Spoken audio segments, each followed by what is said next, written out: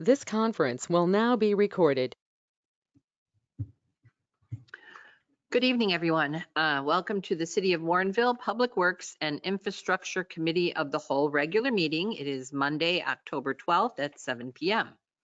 In accordance with social distancing requirements, Governor Pritzker's Executive Orders 2020-43 and 2020-44 and Section 7E of the Illinois Open Meetings Act, this meeting will be virtually held.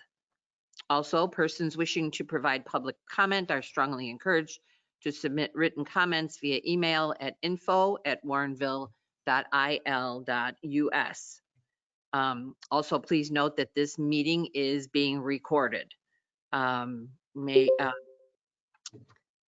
The deputy clerk will do a roll call, please. Mayor Brummel? Here. Alderman Ashour?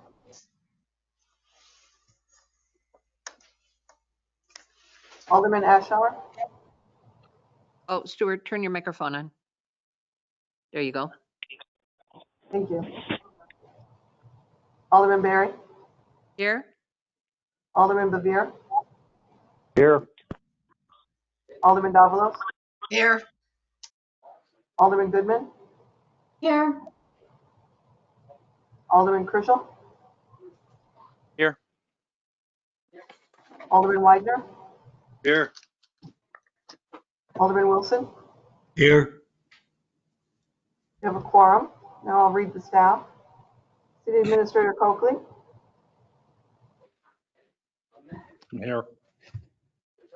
Assistant City Administrator White? Here. Community and Economic Development Director Menser?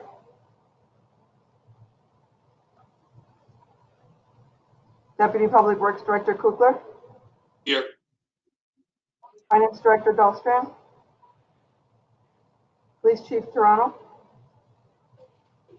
Senior Civil Engineer Christine Hawking? Here. Management Analyst Kristen Youngmeyer? Here. Clerk Larson? Here. I know you're there.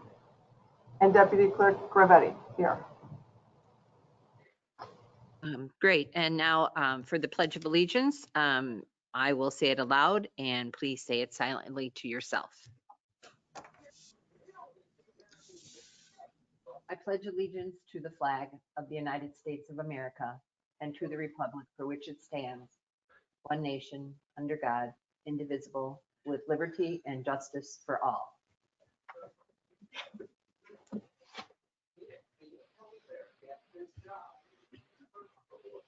Now we will go to citizens' comments. We will begin with any present at City Hall wishing to make a comment. Mr. Bob Siebert is here, but he is making no comment this evening. We will also hear any verbal comments from the public participating by phone. Anyone from the public wishing to speak, please announce yourself with your name and address. Please speak slowly and clearly so we can capture your information. Once we have everyone wishing to speak, I will call on you one by one to proceed with your comments. So anyone wishing to speak, please let me know. Okay, we have no one from the public wishing to speak. We have no email comments allowed to be read aloud this evening. Once we conclude the citizens' comments, there will not be another opportunity for the public to comment. Now we will have officials and staff comment. Mayor? I have nothing other than the reminder that COVID-19 is still out there and it still requires our diligence to be careful. Remember to wear your mask, and when you visit a business in town, make sure that the people at that business are wearing their mask. They're required to, and keep social distancing in mind. The virus is still out there. It is still active. It's still very dangerous. So please stay healthy and take care of yourselves. Thank you. Clerk? Thank you, Chairman. Just another reminder that early voting can be done at the Courtyard Restaurant on Route 59 in Warrenville. They do have the full hours posted on the door. Basically, it is 9 to 7, Monday through Friday, and 9 to 5 on Saturday and Sunday. So they'll save you a trip to Wheaton and County Farm Road and any other place, and stay home in Warrenville. Thanks. Remember to vote. Thank you. Now for the alderman, Alderman Ashour. No comment. Thank you. Alderman Bevere. No comment. Thank you. Alderman Davalos. No comment tonight, thank you. Thank you. Alderman Goodman. I only have one thing, and it's just because it's kind of fun. I was walking in the Forest Preserve this weekend at McKee Marsh, and I saw a bald eagle. It isn't every day that we get a bald eagle here in Warrenville, so I just thought I'd let you all know so you can keep an eye out, because it's an amazing and beautiful thing. Thank you. Thank you. Alderman Kerschel. No comment. Thank you. Thank you. Alderman Widener. Yes, thank you. Correct me if I'm wrong, clerk, but I thought the early voting area at the courtyard begins October 19th. Is that correct? You are correct, Alderman. I Okay. forgot to put that in there. On the 19th. I know I announced it last week, and wasn't sure what date it opened up, and we don't want anybody to be standing in line for days and days. So October 19th is the day that they will begin early voting. And I'd just like to compliment staff or whoever designed the fall-looking banners that are up on the light poles throughout town that say Warrenville Naturally. I thought they are a nice accent to the town. We can't have flowers provided by Warrenville in bloom 365 days a year, but these are nice accent pieces, and I've gotten a number of comments about them. So thank you to whoever designed those and was responsible for placing them. I think that's all. Thank you. Alderman Wilson. No comments, thank you. Okay. Thank you. Administrator Coakley. I have nothing to add tonight, thank you. And Attorney Lindeman is not here this evening. Okay, now we will get down to the business of the meeting. The first item is consideration of resolution committing funding to the Route 59 multi-use paths project for ITEP grant submission. Senior Civil Engineer Christina Hocking will start us off. Christina? Thank you very much. The Route 59 multi-use paths project is located on Route 59 between Continental and Batavia Road. The scope of the project is to put two 10-foot multi-use paths on both the east and west side of the roads. Earlier this year, we received surface transportation funding that would help to pay for 75% of the construction and construction engineering costs. The city would be responsible for 25% of those costs, as well as 100% of preliminary and final engineering costs, for a total of about $550K local costs.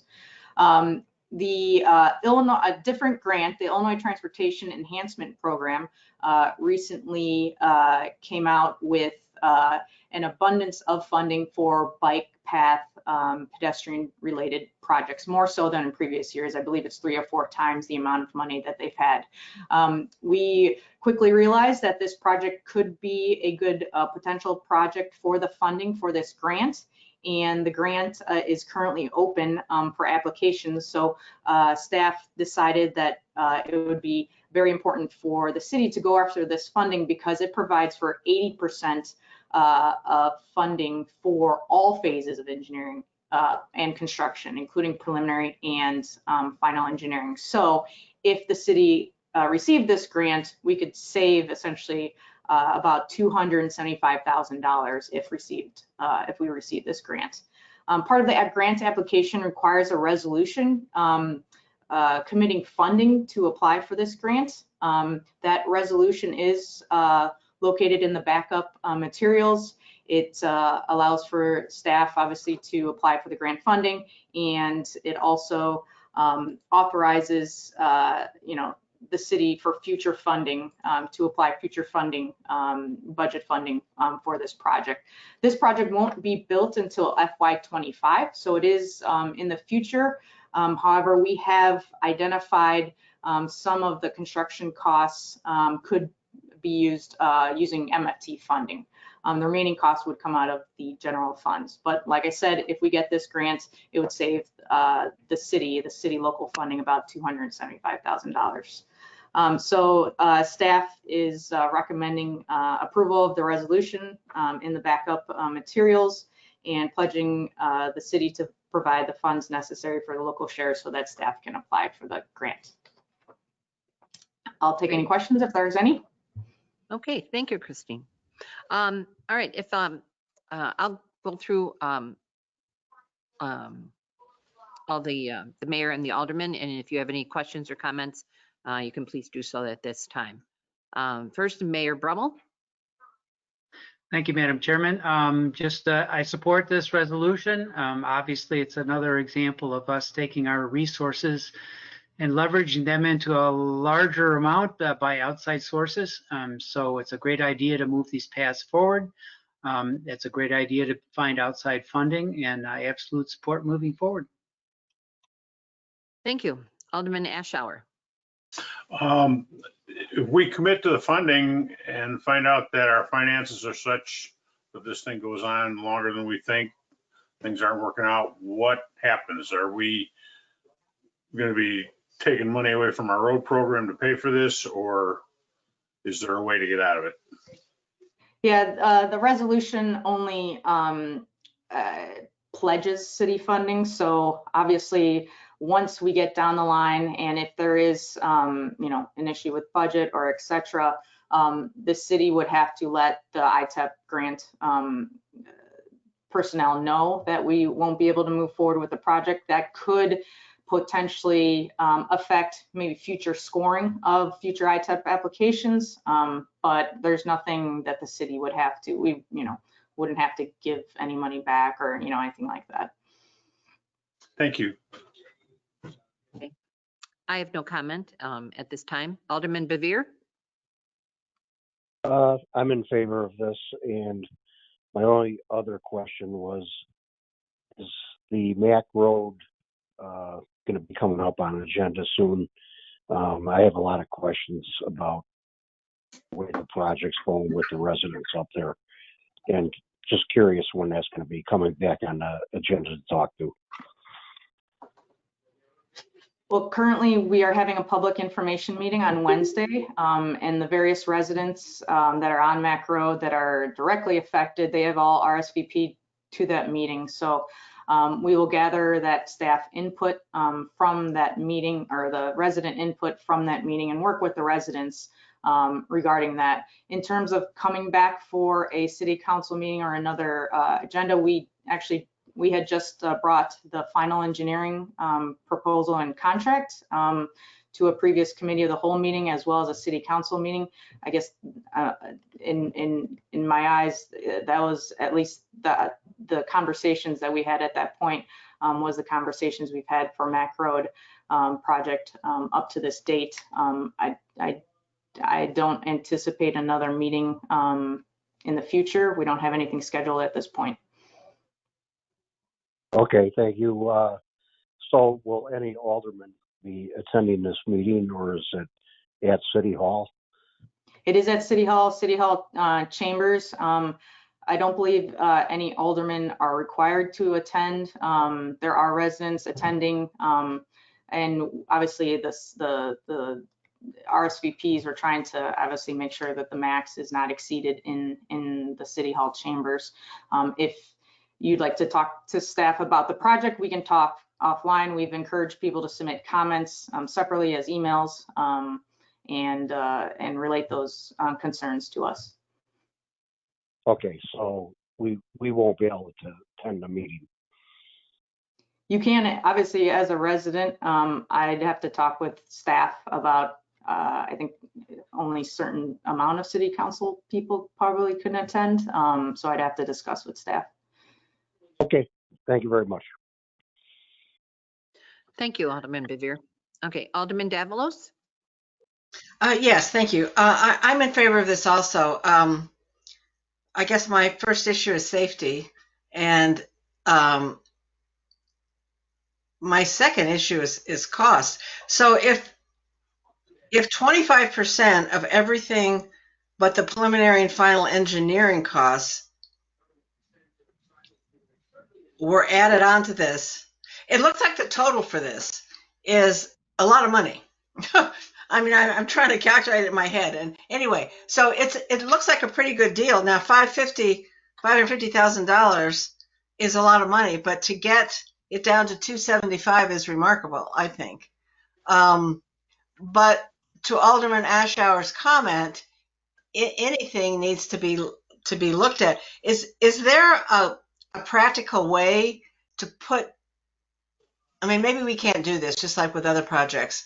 Can you sort of save this money up if we've got all the way till FY25? Is that how it's done behind the scenes? I guess I could talk to the finance director, but it seems like we have time to figure this out if it's 275,000. But I guess I'm just asking for a piece of information, how it's done. Yes, so that 275,000 will be split over multiple fiscal years. So Okay. it spans from FY23 is going to be preliminary engineering, 24 is final engineering, and finally construction is FY25. The majority of costs occur in that final FY25, which is where we have, I've worked with Deputy Public Works Director Kukler and Finance Director Dalsted on kind of laying out all of the projects that the city has, the fiscal years, what funds we're pulling them out of, where we're using the MFT funds, where we're going to be using the Rebuild Illinois funds. And so we've laid that out all together internally. Obviously, we could step through that with you offline, obviously, Sure. if you would like to look at those. Yeah, that answers the question. Thank you. It just seems like this is a remarkable, I mean, it's got to be several $1 million to do this. So to come through with an approximate of 275,000 is, I just commend staff as always on how they work these things out and how they're right there in the front of the line figuring it out. So thank you very much. Thank you. Alderman Goodman. Nothing to add. Okay, Alderman Kerschel. Nothing to add, thank you. Okay, good. Alderman Widener. Yes, thank you. I wholeheartedly endorse this concept. It's been part of the bikeway implementation plan probably for 15 years, and I know the Bicycle Pedestrian Advisory Commission has looked forward to establishing it's actually probably more than a corridor down Route 59. It'll create circuitous routes through Warrenville so that it will create a safe situation so people can run their errands. They find in a lot of surveys that people who live within 2 miles would increase the number of errands they go to transporting themselves by bike rather than vehicle, if given the opportunity to do so on trails and pathways. And certainly we've seen the popularity of the paths jump incredibly since COVID has arrived. I mean, many the statistics are pointing to 35 to 45% increases in the number of people who are using trails and paths, not just as recreation opportunities, but also as transportation avenues. So I think it will make the city also much more accessible. And again, I can support and endorse this. Look forward to seeing it happen. Thanks. Okay, thank you. And then finally, Alderman Wilson. I have no further comment here. My only concern is the cost factor, but it's stretched out for a while, so we'll look forward to having the sources or resources available. No other comment. Thank you. Okay. Thank you. Does anyone else have a final comment they would like to make? All right. We need a motion. Alderman Widener, I would motion to recommend the city council approve a resolution authorizing staff to apply for the ITEP grant, ITEP, and pledging to provide the city funds necessary for the local share for the Route 59 multi-use paths project. Second, Alderman Davalos. Okay, we have a motion by Alderman Widener and a second by Alderman Davalos. Clerk, please read the roll call. Alderman Berry, Aye. Alderman Widener, Aye. Alderman Krischel, Aye. Alderman Wilson, Aye. Alderman Ashour, Aye. Alderman Goodman, Aye. Alderman Bevere, Aye.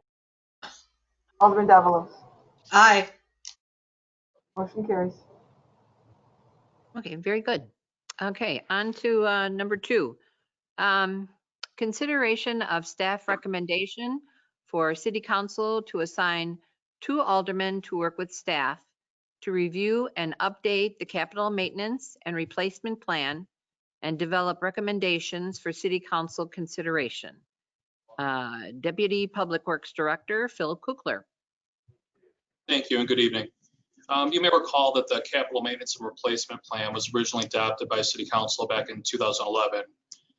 As part of our work plan or preparation for work plan this year, even before the pandemic, staff was anticipating working with elected officials to perform an update to the CMRP. I mean, plan's about 9 years old right now, and staff's discovered over the last 9 years some fairly minor issues that need to be corrected in the plan. I mean, as I think we've said before, it's a really good plan. It's not perfect.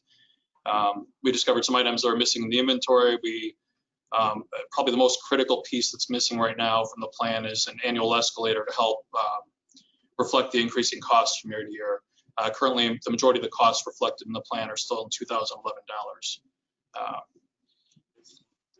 Obviously, the pandemic's also caused some issues with revenues this year, and there are lost revenues that won't be coming back. I mean, they're probably going to continue into at least 2021, and potentially even farther with some of them. If you're looking at like the hotel motel taxes, those revenues won't ever be recovered. I mean, they're just due to lack of spending or lack of being able to go spend money in businesses and hotels and things like that. So staff is already trying to be proactive about this, and we're working on a detailed update of the inventory and the associated costs in the CMRP between Public Works staff and Finance Department to get that part of it ready for when we are going to start discussing revenues. And at this time, we're requesting that 1 or 2 aldermen be assigned to work with staff to update the CMRP and develop recommendations for City Council at a future meeting. You may recall, for those of you that were on City Council back in 2011, that 4 aldermen were inadvertently assigned to work with staff, which created some challenges because all those meetings then had to be public meetings since we had more than 2 aldermen involved. And we're shooting to try to keep a maximum of two elected officials involved with us this time around. The 2 aldermen who remain on City Council from that original group are Alderman Ashour and Alderman Widener. But obviously, City Council is free to assign whoever they deem appropriate. And I honestly haven't spoken with Alderman Ashour or Alderman Widener, so I don't know if either one of them is even interested in participating this time. I did leave blanks in the motion and the summary, so the motioner can insert whoever is assigned by City Council into the motion. With that, I'd be happy to entertain any questions or at least open it up for discussion among the City Council on who may be interested in participating in this. Thank you. Let's go through the list and get your comments or questions, and also if any of the aldermen are wishing to be part of this, that they should please let us know so we can insert your name when the motion is made. Okay. First, we have Mayor Brumel. Thank you, Madam Chairman. This is important work, and I really appreciate whoever volunteers to help out with it. That's all I have to add. Thank you. Alderman Ashour. What are you anticipating as far as meeting schedule? Probably maybe like a once a month, and then we can accommodate, depending on which elected officials are going to participate, we can accommodate your schedules. I know, for instance, you often meet, sometime after 4 o'clock, given your work schedule. I mean, we've met with Alderman Berry for agenda planning meetings, and I know she just can't meet till the evening, so we can work it out. I mean, our preference would be daytime, but if whoever's involved, staff will work with you. I'd like to pass on this for now. We're going to have more time in the spring, but this fall is going to be pretty tough. Okay, thank you. I would like to see some type of, I guess, line in there about raising for the cost of living, so that we don't get stuck like we are now with prices that are from 2011. That every year that it's increased by a certain percentage, maybe, so that we can keep those costs current. I don't know, so it's something that the committee should look at and see if we can do that. I would like to be part of this, but I'm still working, and so I'm not available till after 6 o'clock. If they don't have an alderman that is willing, I will be happy to do it, but unfortunately, the committee would have to make the accommodation for after 6. So that's all I have. Alderman Bevere? Yeah, I'm in favor of this, but I am pretty tied up too, so I'm going to pass on putting my name on the list. Okay, Alderman Davalos. Yes, I wanted to hear from Alderman Widener and Alderman Ashour. So that's 50%. We heard from Alderman Ashour. Because I think both of them would be very well qualified to do this, but I certainly understand needing to step away. I just volunteered for this housing study coming up, so I'm probably not going to add one more thing, but I think it's incredibly important work. It's become more so since COVID, so thank you. Thank you. Alderman Goodman. I'm not available, but perhaps Alderman Widener is still available, and perhaps Alderman Berry would be available in the evening, and so it seems like we're covered. Okay. Did you have any other questions or comments, though, about it?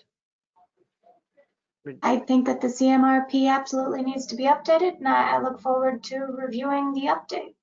Very good. Okay. Alderman Krischel. Yeah, thanks. I would be willing to volunteer for this as well. My only reluctance would be the scheduling as well. If we could do, phone meetings, if they'd have to be in person, we just have to do them after hours. But if we could do phone meetings, until we get this off the ground, that I would be available for that as well. So let me know. Okay. Alderman Widener. Thank you.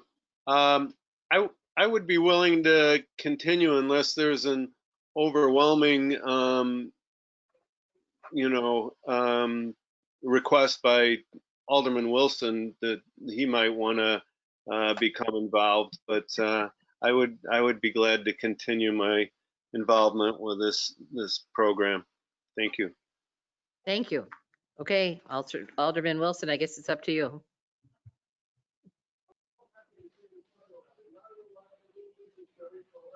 Alderman Wilson? I'm sorry, yeah, my mic wasn't on. Yeah, thank you for the opportunity. I'm presently on the EMRP program. Okay. We're working with them, so I'm not so sure that I would be available to also work on the CMRP, although I agree it has to be done, and it is an important project. So if nothing else happens, I might be able to if I get done with EMRP. Okay. Administrator Coakley, you have a comment? Thank you. I just was going to address Alderman Krischel had asked about virtual meetings or phone meetings. We have been doing the EMRP meetings all virtual with a GoToMeeting just like this. We're not doing a lot of meetings in person at City Hall anyway, unless it's absolutely necessary. So I would venture that we'll probably have most of them done virtually. So if that changes anybody's mind, we can certainly do them that way. It's worked pretty well with the EMRP. In fact, you can share the screen and show people what you're talking about. In some ways, I think it's almost been better than the in-person meetings, perhaps. Okay, thank you. All right, it appears that Alderman Widener is again interested in this. Thank you very much. And Alderman Kerschel. So I guess whoever would like to make the motion. No, I would be happy if Alderman Kerschel would do that. So I'm happy to step back. So whoever would like to make the motion, if you would insert Alderman Kerschel and Alderman Widener in that motion.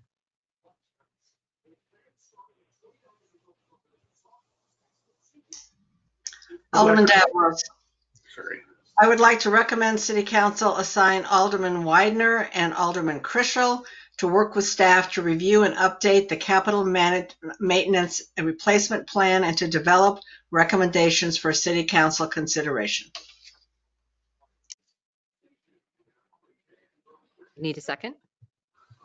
Second, Alderman Bavir. Oh, okay. We have a motion by Alderman Davalos and a second by Alderman Bavir. If the Deputy City Clerk would read the roll.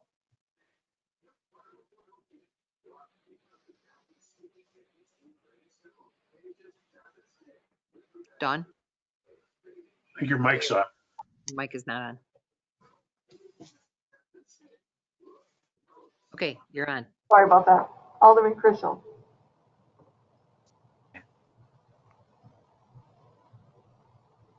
Did I get a response? Alderman Krischel? Aye. Thank you. Alderman Wilson? Aye. Alderman Bavir? Aye. Alderman Barry? Aye. Alderman Goodman? Aye. Alderman Davalos? Aye. Alderman Widener? Aye. Alderman Ashour? Aye. Motion carries. Thank you. And thank you to Alderman Kerschel and Alderman Widener for volunteering. Thank you. Okay, on to number 3, consideration of sewer and water connection incentive program. Again, Deputy Public Works Director, Phil Kukler. Thank you. Staff has been meeting with Alderman Goodman and Alderman Wilson over the last several months to update the enterprise maintenance and replacement plan. And we anticipate that an updated plan and recommendations will be presented to City Council in November. Recently, our discussion is focused on the various city sewer and water extensions that have occurred over the last 15 years since the current extension policy was adopted. And specifically the number of residents who actually have connected to those stubs provided by those city projects. You may know the city does not require residents to connect to these stubs at any time. There are many communities that do make residents connect when these extensions are done, but Warrenville does not do that. And in total, with city fees and resident having to pay a contractor or a private contractor to actually make the connection between the stub and their house, the estimated cost for a resident to connect to one of the stubs is in the $8,000 to $11,000 range. So it is expensive. After some research with Finance Department, staff determined that over 75% of those stubs that were provided still remain unused. That works out to be approximately $3 million in surcharge fees the city anticipated collecting as residents connect. At the pace they're connecting, and we figure that roughly 25% of the stubs have been connected to over the last 15 years. You're looking at, decades before the city would be receiving much of this revenue from connections. And it's, again, primarily I think it's a cost-driven thing for the most part. Plus, I think, depending on the condition of your septic system, if they're in good shape, why would you connect to city sewer before you have to and spend that money? And the same thing if you're a own private well, if you're satisfied with that water, there wouldn't necessarily be a reason to connect to city water before something went wrong. So we were trying to figure out how to incentivize people to connect and give them some reason to consider connecting now. And given that it is expensive, the staff arrived at a discount of 50% for the surcharge fee portion of the connection. So for the two, it's like $4,000 and $4,700, depending whether you're talking about sewer and water. So you're talking about a $2,000 discount if you were to apply a 50% discount to it. And that would be a temporary discount as long as we just, if this moves forward for the length of the program. And again, even with that large discount, knocking $2,000 off, it's still a $6,000 to $9,000 of estimated cost for a resident to connect. So that takes some planning. It takes some saving for most people. So I would recommend that the program be 3 years long. So start as soon as council would, if council's okay with this, as soon as council directs staff to start it, we would start it. And then I would propose ending it on December 31st of 2023, at least initially here to see, so we can see how it worked and if people were incentivized to connect or not. If city council's in favor of the program, staff would be mailing out information directly to the residents who have sewer and water stubs available to them to connect to. And we'd send mailings directly to them with information about the program and reminding them they do have a sewer and water connection or stub available that they could connect to. With that, I'd be happy to entertain any questions. Okay, great. It's so nice to see that the city is going to have a sale. 50% off. It's a good deal. Okay, Mayor Brummel, comments, questions? I agree with the chairman. It's an opportunity to save some money, and I appreciate staff bringing this forward. It could be a benefit to the city and also a benefit to some of our citizens. So thank you to the staff. Great. Alderman Ashour? How does this affect other new construction? How do you mean? Well, if we have new development coming into the town, do they get it for half off, or is this just for residential areas we ran it to? Is there just seeing if we're having a sale for everybody, or this is just for areas that have had it run and you're trying to encourage hookups? This would be just for extensions performed by the city. The new developments, they put those sewer and water mains in at their expense, and they pay for the installation of that. The surcharge portion of the fees that the city charges relate back to the city received roughly $9 million from Cantera that was put into the enterprise fund. And back around 2005, the city's consulting engineer, James J. Bennis and Associates, estimated roughly how much money it would take to extend sewer and water to all the areas that weren't served within the city. And that their estimate was about $12 million. So the surcharge fee that was calculated as a result of that was based on paying back that $3 million gap at $2005. So this is just for the only people who are charged surcharge fees are where the city's actually extended sewer and water, not where developers have. Excuse me. Thank you. Okay. Alderman Bevere. Yeah, I'm in favor of this. And one question, what about, your map shows everything in town. We ran a main down Williams Road to Mac. Is this available to them people? They're out of our, city limits, but it is our water main.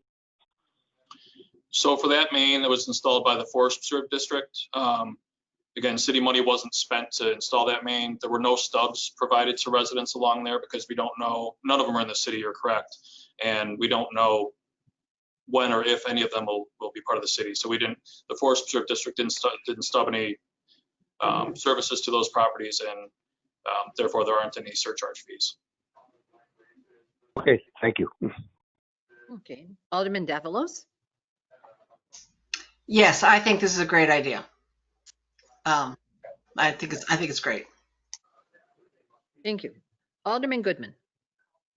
So this is an idea that Deputy Director Kukler brought to the EMRP work group quite a long time ago now. We've been discussing the details of for some time, trying to work out what the appropriate incentive would be and when would be a good time to roll out this program and how best to advertise it to residents. It seems very clear that the millions of dollars that the city has already invested in extending water and sewer lines around Warrenville under our previous policy is not something that even the people living in those properties all necessarily know about or are aware of at this point, especially if people have moved in after the extensions were put in, or if they haven't really investigated city water and sewer options. So since our water and sewer fund is having some financial difficulty, and since we're trying to make long-term plans, this seemed like a really obvious way to get extra revenue into the fund. You know, the extensions have already been built, the city money is out the door, and the sooner anyone who connects starts paying water and sewer fees to the city, the better off the water and sewer fund will be. So that's the thinking behind this, and I really hope that we have provided an incentive that's, you know, not unfair to other people who had to pay the full freight, but that would be generous enough to attract interest from people who might otherwise not be doing this, at least not soon. And we'll see how it goes. I can't guarantee that this is going to start flooding people with interest, because as Deputy Director Kukler already explained, it's an expensive project for any homeowner.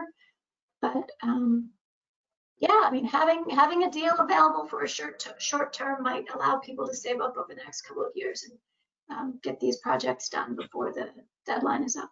So I hope that the rest of the council supports it. Thank you. Thank you. Alderman Krischel. Thank you. I would agree. I think it's a really good idea, a really thoughtful idea. I have one question though. I'm assuming that this would be able to be transferred to another homeowner if the property was sold in that 3-year time for this program. Would we be able to keep track of that, and how would we advertise that to potential new property owners? That would.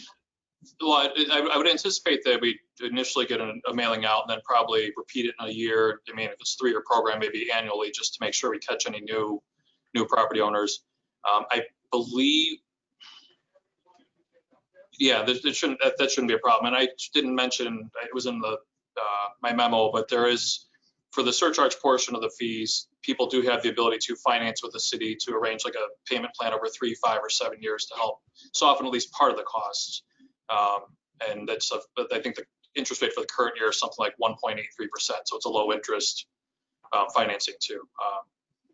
So that wouldn't, if we're going to try to, again, if we send something out in October this year, November of this year, then we would look to do it again in October or November next year and the following year to keep people aware.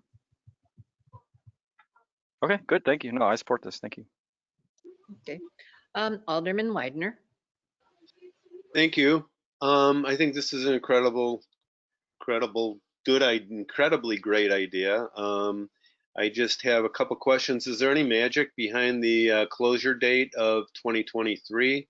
Is that just is that date picked as a reason?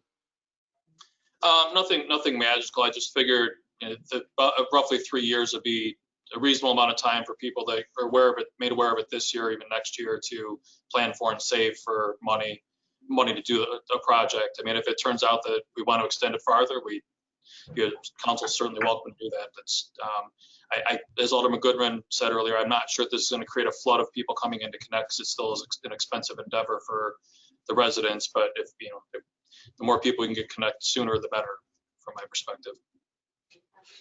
Thanks. With the mailer and the other forms of publicity that you use to inform residents, would there be a way to, I know it's tough for government to recommend other independent groups that might actually do the digging from the residential properties to the stub, but I just wonder whether or not it the city could make it easy by listing a group of preferred contractors that might be, called for estimates. I'd be reluctant to send something out in a letter like that. If people call looking for that information, we can certainly point them to local contractors, who are capable of doing that work. I really shy away from trying to provide a recommendation on any private contractor, just for a variety of reasons. I don't want to be steering business in somebody's direction, or in the event that something goes wrong and with that contractor, that happens occasionally, then the residents end up coming back to the city. Well, why'd you recommend that? So I wouldn't anticipate doing that as part of the mailer, but we can certainly, there are contractors that have worked in town, and I provide a list of ones that have worked in town before if people are looking for that. Do you see any of the contractors being groups from that reside in town that have their businesses in town? Because certainly in some of our business dealings, the city gives deference to the contractors or the businesses that are established in town with our purchases. Yeah, I think there's a couple of contractors I know who do work regularly in town, so that are Warrenville contractors that I would say they would be on the list, again, because they do work in town regularly. Okay, thank you. Thank you. And now Alderman Wilson. Well, I'm very much in favor of this, and to answer to Alderman Wagner's answer there, I think a listing of local contractors that might be available would certainly be available, or we could send that to individuals who show an interest in the connections. But that's the most important thing, is try to get the individuals interested, let them know that we have a program for them. And if they have any problems with their existing facilities, or they get ready to sell the property and need to be online, those are the people that would certainly send a list of individuals that we are working with or know about. But other than that, I'm certainly think this is a good idea. It's the old adage, the old Gillette thing, that they gave you the razor and then sold you the blades. So we're trying to give them an incentive to hook up so that we get the revenue from their use of the facility. So I'm very much in favor of it. I think it's a good program, and that's it. Okay, thank you. Now, Administrator Coakley.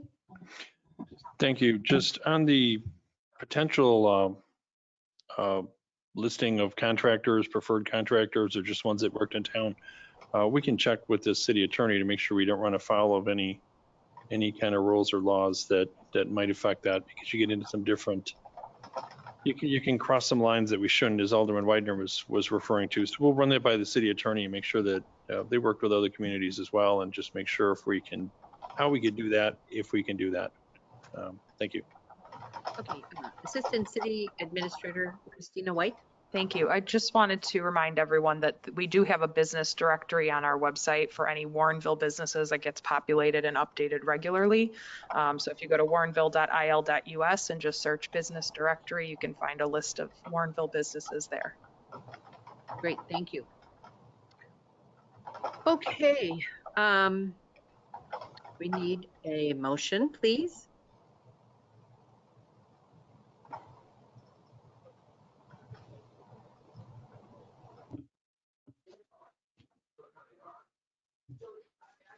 Someone like Alderman Davalos. Okay, Alderman Davalos. Yes, I would like to recommend City Council direct staff to implement a sewer and water incentive program, discounting the surcharge fees for future sewer and water connections by 50%, effective immediately and ending on December 31st, 2023. Second. Alderman Bevere. Okay, we have a motion by Alderman Davalos and a second by Alderman Bevere. The Deputy Clerk will now read the roll call. Alderman Ashour? Aye. Alderman Goodman? Aye. Alderman Widener? Aye. Alderman Aye. Bevere? Alderman Wilson? Aye. Alderman Berry? Aye. Alderman Davalos? Aye. Alderman Crisell. Aye. Motion carries. Thank you. Okay, on to number 4. Adoption of the safe lifting policy effective, let's see, consideration of recommendation for the city council adoption of the safe lifting policy effective immediately. That would be Assistant City Administrator Christina White. Thank you. The Safety Committee has resumed meeting and reviewing safety policies. So this is the next in a series of safety policies that the council has already reviewed. The safe lifting policy provides guidelines to address proper lifting procedures to minimize and reduce the opportunity for serious injuries. Included in the backup is a copy of the policy. Unfortunately, we do not have a demonstration this evening, but there are some lovely pictures that show the safe lifting techniques included. I'm happy to answer any questions. Okay, thank you. I'll go through the list again and make your comments or questions. Mayor Brummel? Thank you. This sounds like a good idea to me. Okay. Alderman Ashour? No questions. Thank you. I have no questions or comments, but I guess I do have a comment, I should say. We do this at work all the time. Safe lift is a very important thing. I'm glad that the city is updating all of their safety policies. So it's very good. And then we have Alderman Bevere. No comment at this time. Okay, Alderman Davalos. No questions right now. Thank you. Okay, Alderman Goodman. Seems very straightforward. Thank you. Alderman Crisell. No comments. Alderman Widener. Thank you. Nothing to add. Okay, and Alderman Wilson. No comment. All right. We would need a motion, please.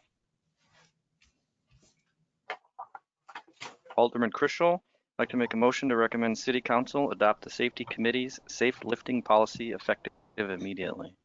Second. Okay, we have a motion by Alderman Crisell and a second by Alderman Wilson. The deputy clerk is to read the roll call, please. Alderman Berry. Aye. Alderman Goodman. Aye. Alderman Widener. Aye. Alderman Crisell. Aye. Alderman Bevere. Aye. Alderman Davalos. Aye. Alderman Ashour. Aye. Alderman Wilson. Aye. Motion carries. Thank you. Okay, our final item for the evening is the Public Works Department review and file the FY 2021 work program and decision package status report. So this is the time that we have for any questions or comments for the alderman to ask of the Deputy Public Works Director Kukler. So I will go through the roll and if anyone has any comments, please let me know. Mayor Brummel. Thank you. No questions or comments. Thank you. Alderman Ashour. No questions. Okay. Alderman Bevere. No questions. Alderman Davalos. No questions tonight. Thank you. Okay. Alderman Goodman. Just one item caught my eye, T116, which had to do with the decision process about the path connecting Fox Hollow and Maple Hill. I just see here the date is anticipate fall discussion with council on whether to proceed, and I don't know if that's going to be coming up very soon. But I suppose I also wanted to comment that I've gotten quite a lot of feedback just in the last week or two from residents who called and emailed and stopped me on the street asking for more trail connections here in Maple Hill and supporting the Mac Road path as quickly as possible. So just to pass that along and to ask about when we will be having that conversation. You know, if Christine Hocking is still on, As I see she's still on, if she's listening, and available, we'd be helping community development out with this, and I'm not sure where this stands with them. I didn't update the dates as I look at it. We are waiting for, we've been in discussions with the Forest Preserve District, and so they were going to get back to us, and we were, after meeting with them again, we were going to bring it up to a future committee of the whole meeting. I know the end of the year is coming, so I will talk with Ron about that and the Forest Preserve as soon as possible and get it on an upcoming committee agenda meeting. Thank you. I would just second everything Alderman Widener said about this year seeing a huge increase in the demand for trails and paths in Warrenville, and the number of pedestrians out in our parks and our forest preserves has been one small silver lining and nice thing to see. I've been smiling, seeing my neighbors walking around my neighborhood. It's, there are not that many good things about this pandemic, so one nice one. Thank you. Alderman Kreshel? I have no questions. Thank you. Okay, Alderman Widener. Thank you. I have no questions. Okay, and Alderman Wilson. No questions. All right, that was information only. That would be the end of the business of the meeting. We have nothing listed under miscellaneous, and we only need one more motion to adjourn. If somebody would like to make that, please. Alderman Widener, motion to adjourn. Second, Alderman Davalos. Okay, we have a motion by Alderman Widener, second by Alderman Davalos. Deputy Clerk to read the roll call, please. Mayor Brummel? I don't get to vote. I'm sorry, you're on the list. Alderman Ashaw. Aye. Alderman Berry. Aye. Alderman Bevere. Aye. Alderman Davalos. Aye. Alderman Goodman. Aye. Alderman Krishel. Aye. Alderman Widener. Aye. Alderman Wilson.